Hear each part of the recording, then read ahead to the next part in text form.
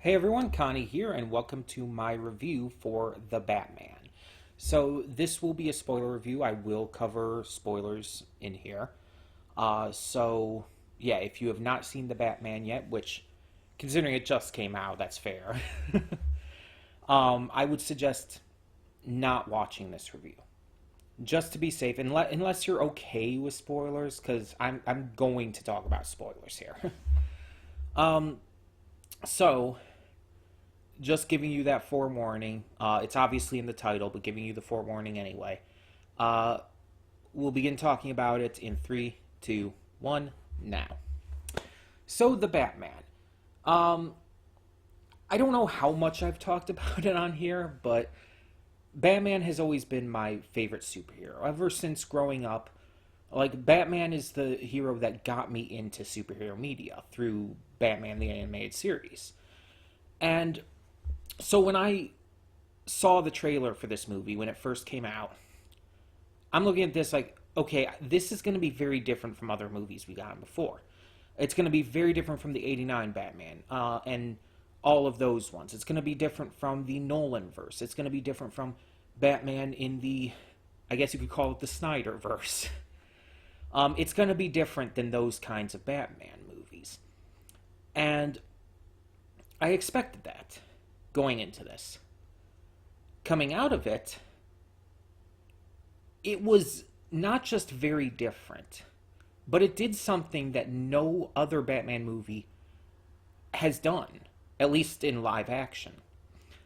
Because I feel like a lot of the people who make these Batman movies in the past, Christopher Nolan, um,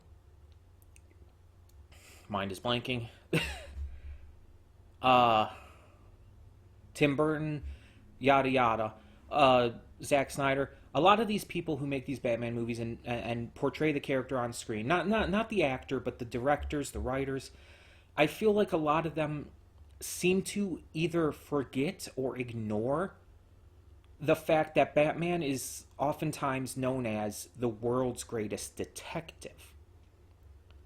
A lot of these past movies, all of these past live action movies, have been more focused on the character underneath, his motivations, his ideals, his goals as Batman, as well as the action. Action has taken a huge part in all superhero media, let's be honest, but especially in the Batman films. And a lot of them have also focused super heavily on the villains to a point where Batman is just there as more of a symbol, which I get and is fine. It's all good. All these other past movies have done their due diligence in giving us good Batman stories, except for a couple of them. Mainly Batman Forever and Batman and Robin. But ignoring those. Um, this movie, however, Matt Reeves made sure that we got a Batman movie that focused on him being the world's greatest detective. And not in a literal sense, not saying like, oh, he's like this perfect detective throughout the film, because he's not. But it focused on that moniker, on that idea, without mentioning the moniker in the film or anything, but it focused on that idea that he is a detective, that he's actively thinking about all these different ways, in this case, the Riddler's riddles, all these different things they could mean, all these different things that they could be hinting towards and who they could be like targeting, stuff like that. We get to see a lot of that thought process in this film. It focuses heavily on not the mystery, because it's not really a mystery film, but on the detective work, on him and Gordon working together to solve what's going on and figure out how to stop it. And I think that's the best thing that could possibly be done with this. To not only make it stand out amongst all the other Batman films, to give it its own identity. But also, just in this time, in this day and age, we need a superhero film more like this. One that is more, not just serious, but thought-provoking. And a lot of other things, too. This movie also is probably the most intense and frightening live-action Batman movie. Like, other ones have had aspects of intensity, aspects of frightening imagery and characters and whatnot, but none of them have really hammered that in. I think the closest would be The Dark Knight. Specifically The Dark Knight out of that trilogy. That would definitely be the closest in terms of intensity and frightening stuff and whatnot. And even that tends to play around with it a little more because of Heath Ledger's Joker. You had a lot more humor in it too, and a lot more, not really goofiness, but fun. And so this one focuses a lot more on making it very, very intense. When you have moments where Batman and the Riddler are kind of facing off in this battle of wits almost, with someone's life on the line, it's scary. Like, you actually are scared for what's about to happen. There's this one scene in particular, it's my favorite scene in the movie, hands down. Batman and Riddler are speaking via a video call while this one guy is tied up with a bomb strapped around his neck. And the Riddler puts this ultimatum. You have 2 minutes to solve 3 riddles.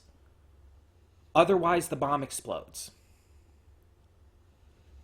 And so he's giving the riddles to the guy who's tied up, and Batman is solving them, helping solve them. But there's also an aspect of it where Riddler is also actively wasting time. And the anxiety builds excellently.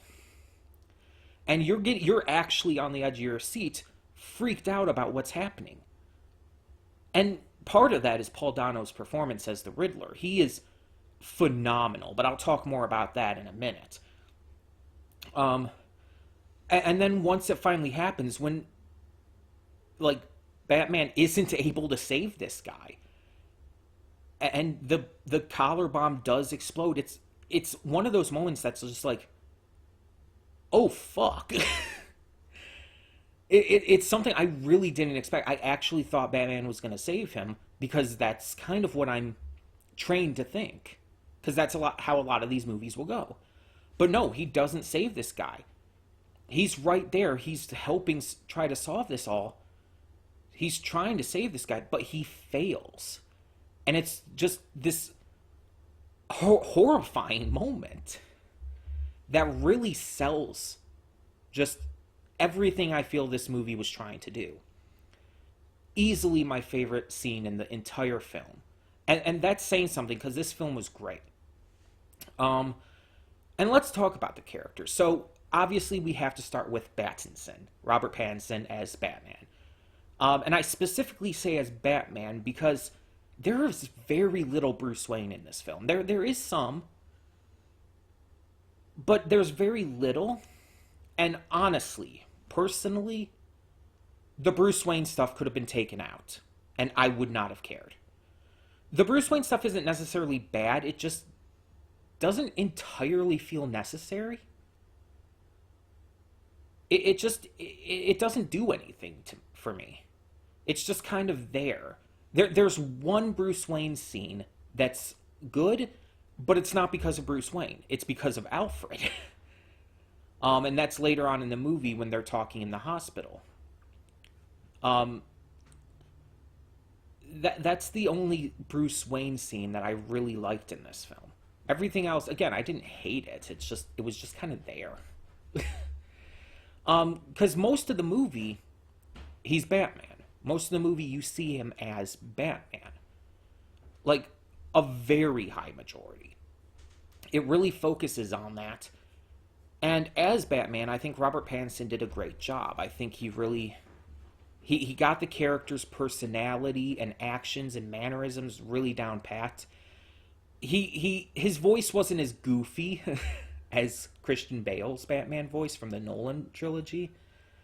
Um, and I really think that it was a great idea for Matt Reeves to give us a Batman who is still trying to figure himself out, trying to figure out, like, okay, I'm in my second year of being Batman. How do I do this? Like, he's still trying to figure it out. And, like, at first he thinks, okay, I have to be vengeance. You know, the entire I am vengeance, I am the night, I am Batman line. Like, they hammer in the vengeance part of that. And that's kind of what he's focused on. I have to be vengeance. I have to put the fear of God in these criminals. But by the end, he realizes, no, that's not working. It's actually counterproductive. I don't need to be vengeance. I don't need to be this terrifying creature. I need to instill hope in Gotham. I need to be a hero for the people. And I really like how Pattinson delivers that. There's specifically one scene where it's really apparent that he realizes this idea. Like, there's a part near the end where he's taking on some Riddler cultists, basically. They're practically cultists. And he's taking them on, and one of them repeats his line. When asked who he is, I'm thinking he's going to say, like, he's a nobody.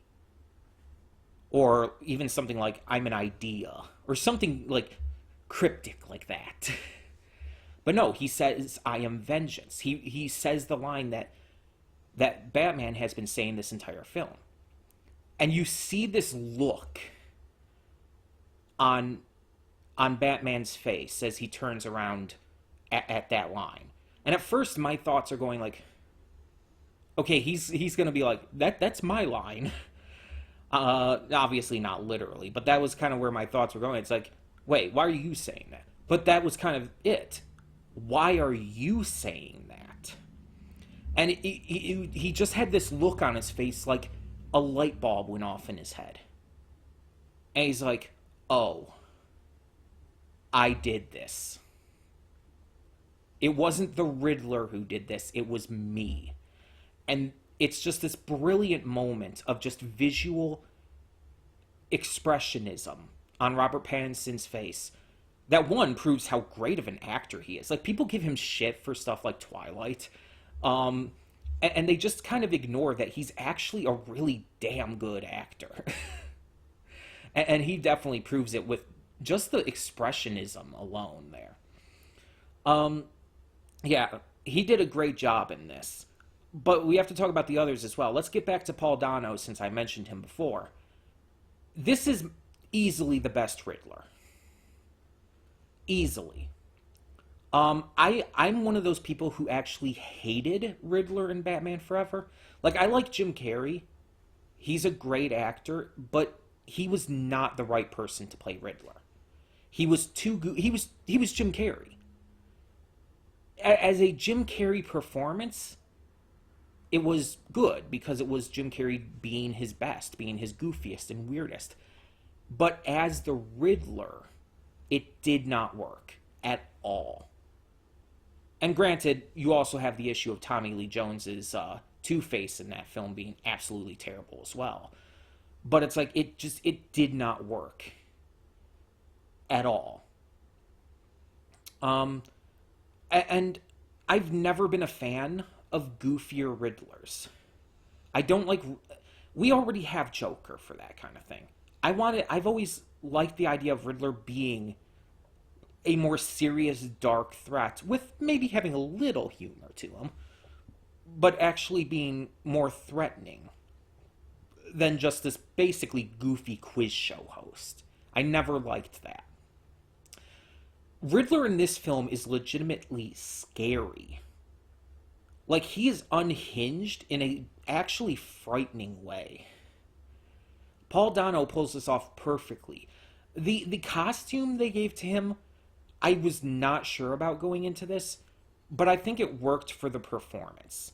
Um, for what Paul Dano and Matt Reeves did with this character in this film, it worked. Um, because it was the type of character that they were trying to get across, someone who would wear that kind of thing, and does come into play late in the movie when the cultists start wearing the same costume and everything after Riddler is arrested.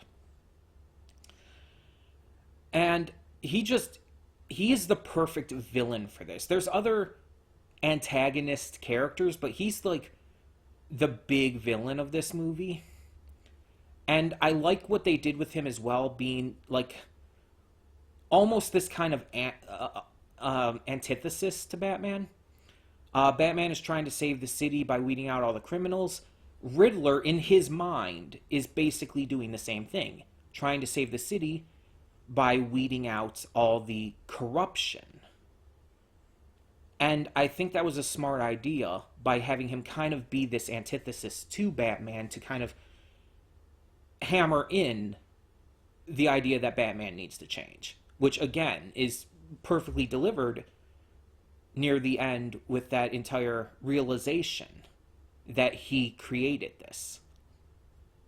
So Paul Dano did a great job. Zoe Kravitz as Catwoman was fantastic. She really sold the role and made it her own. She's not as good as Michelle Pfeiffer. Michelle Pfeiffer, in my eyes, is the perfect Catwoman. But Zoe Kravitz, I would say, is a very close number two.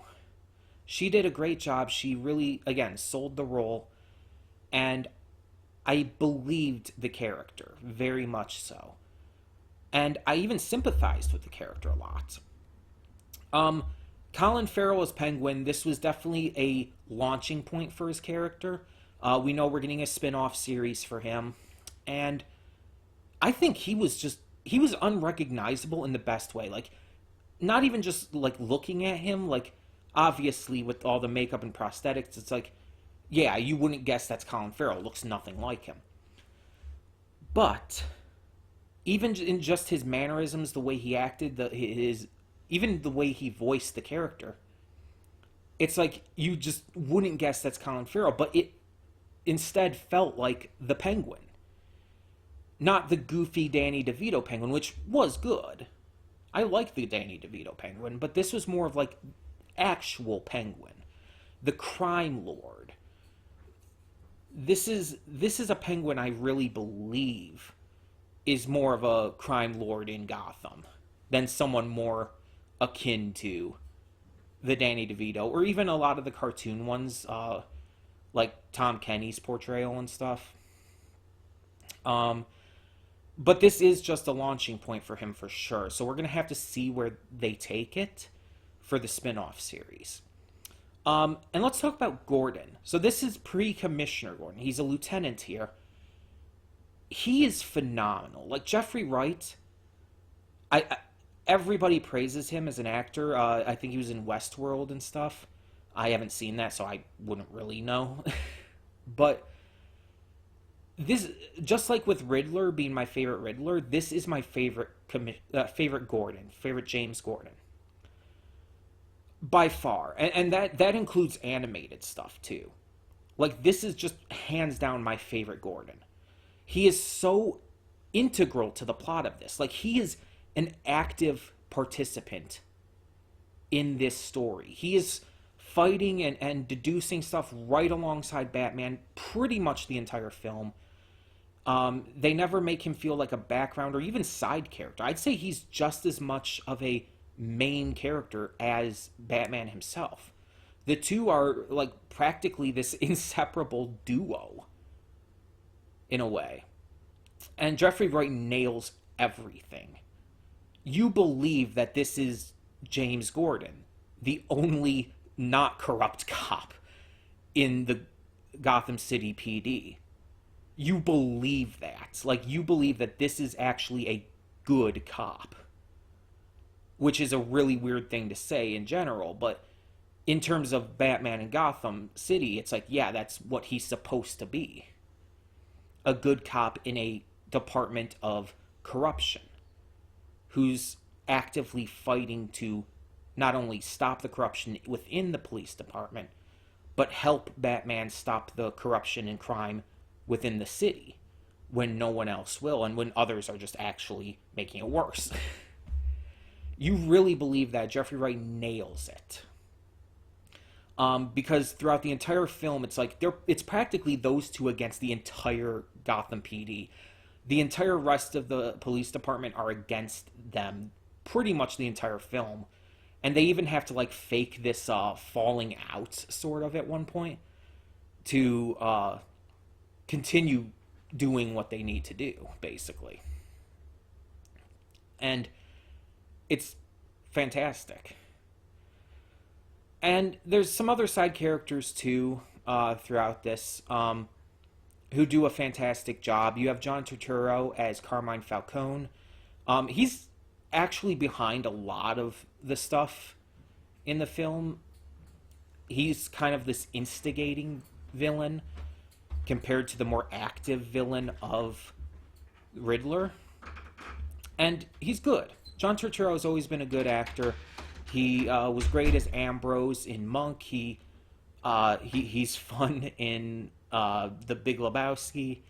I've always liked John Turturro, and I feel like he can play whatever role he needs to, and I think he did great here. Falcone is just not the most interesting character in this because he's a mob boss. He's a crime boss. That's all he is. And he comes across that way. He's behind a lot of the stuff in the film, and a lot of the stuff behind the characters, especially in regards to Bruce Wayne and Selina Kyle. But in terms of the actual performance, it's like he's great, but there's not too much to him that makes him stand out amongst everyone else. But he is great.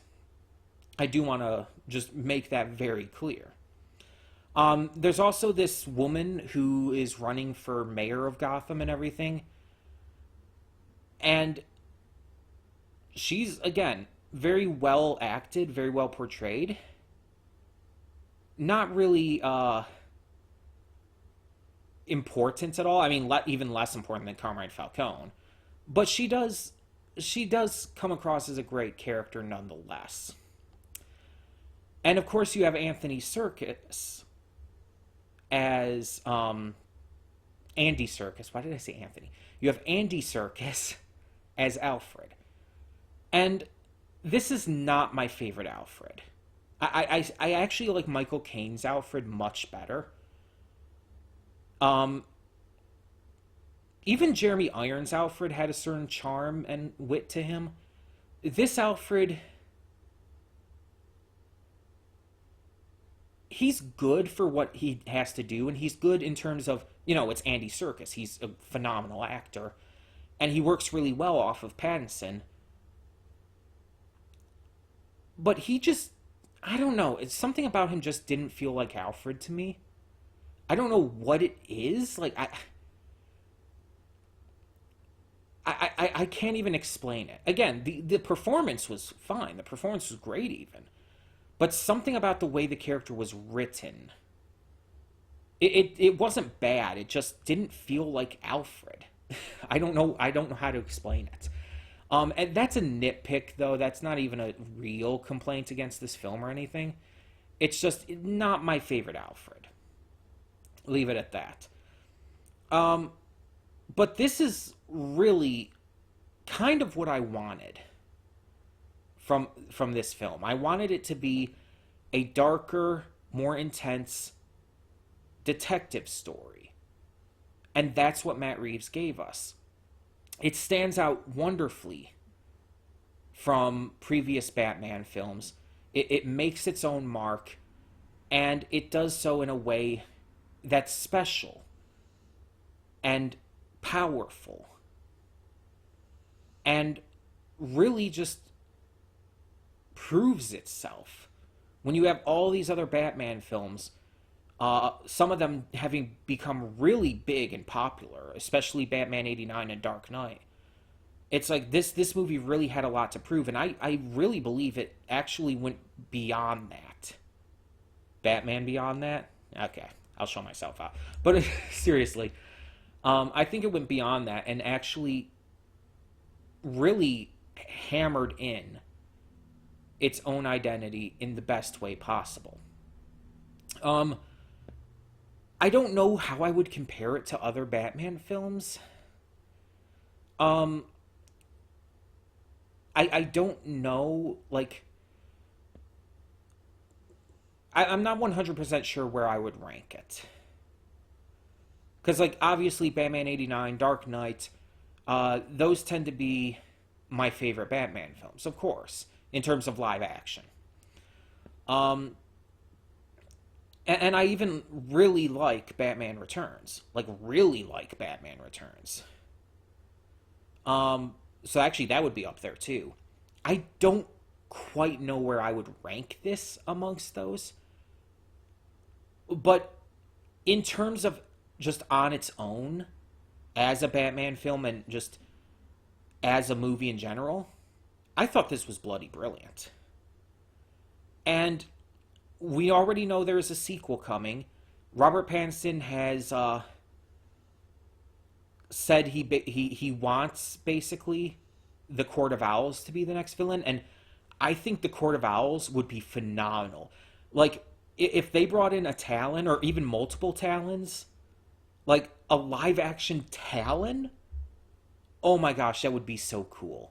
Court of Owls would definitely work within this just general world that Matt Reeves has built within this continuity, within this canon of Batman. I feel like the Court of Owls would feel like a very grounded villain, or in this case, villain group, to feature in this kind of thing. There was there was a character at the end of this film that is very possibly supposed to be the Joker. Barry Keoghan's character, I might have pronounced his name, I apologize about that, but he was also in Eternals. Um, he plays a character at the very end of this. You don't really see much of any of him because he's in the shadows in another cell while Riddler's just freaking out, basically. And he seems to want to make friends with Riddler, and after they talk a bit, he starts laughing and all, and it's like it's not like a super Joker-esque laugh, but it's like that might be the Joker. Like you hear him laugh, and you just the way he's talking and everything, it's like that might be the Joker. And if it is, if they are planning to bring in the Joker, don't do it for next movie. Wait a bit. Hold on that. Or, since there's supposedly going to be a spin-off series about Arkham Asylum, and since we know that's where Riddler and this prisoner are, maybe they could do that for this series. Have Riddler and Joker be a thing for that instead of doing it for a movie. Because it's like, yeah, obviously Joker is the clown prince of crime. He's the big antithesis to Batman, always has been. But I think we actually could get some just moving away from that with this series of movies, however many it ends up being.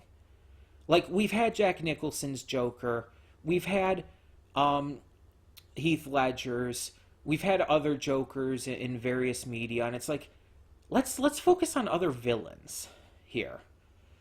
And with this kind of grounded world that's a lot more serious, I almost kind of feel like Joker wouldn't work as well. So if you want to have that for the Arkham series, that would be fine. But for the actual movies, the main series movies, let's focus on other more grounded villains. Riddler was great. Court of Owls would be fantastic. Hell, even doing something like even Poison Ivy. Like, I would love for them to do Poison Ivy. And there's a lot of other villains you could go with as well. But let's do something that's not Joker here, I feel. Or if you're gonna do the Joker, just wait on that. Hold off on it for now. And one last thing I want to mention is that this movie is modernized. Like, this movie takes place in current day, like 2021, 2022, around this time. And so it's modern in a lot of things. And one of the big ways they do this is by having Riddler use social media to get his messages out and stuff, and allows him to create his cult in the end. This could have been done so poorly and been so cheesy and almost kind of dumb, but by God, did they make it work. Matt Reeves, the writers, everyone who worked on this, Paul Dano especially himself, they actually integrated social media in and made it feel natural. And they made it feel right for the character, too, for Riddler to be using this to get his message out and, again, eventually form this cult of followers that were carrying out his goals even after he was imprisoned. That is genius, honestly. That is such a smart move to integrate something like that in such a believable way. It just felt so natural, and it's like, yeah, it's this time period. It's like social media is a thing. It's like it would be used like this. People have used social media to create followings of terrible people. Let's be honest. So it's believable that this kind of thing would happen, that a cult would spring up from social media like this. And again, the way it's handled feels very natural to this world and comes across as believable and still doesn't sacrifice the dark, serious tone of the film. So I did just want to mention that there, because that actually really impressed me. Just like the entire movie, though, to be fair. This film was fantastic from start to finish. You could find a few little nitpicks here and there, like, again, with Alfred just not being my favorite Alfred, even with it being Andy Serkis. Again, phenomenal actor, phenomenal performance. Just did not really feel that much like Alfred to me. And that just might be me. And like I said, that there was the one scene when they're in the hospital where it was like, okay, I liked that scene, but again, just still. Yeah, I really love this, and I really hope that the Penguin series, the Arkham series, and the second Batman movie from Matt Reeves, I hope they just all really continue this just detective saga really well. I want to see this just really work here. And I want to see this succeed. Because this definitely deserves to see more projects continue to come out. And to hopefully do just as well at crafting a brilliant story as this one did. So, tell me your thoughts down below. What did you think of The Batman? And if you haven't seen it yet, I question why you're this far into the video. But if you haven't seen it and you just don't mind spoilers and stuff, what are your hopes for the movie once you actually do see it? Because obviously my opinions and thoughts are just my own. You should definitely form your own thoughts based on your own viewing experience. But I would love to hear your thoughts on the film, and thank you so much for tuning in. For now, I'm Connie, and I'm signing off. See y'all next time.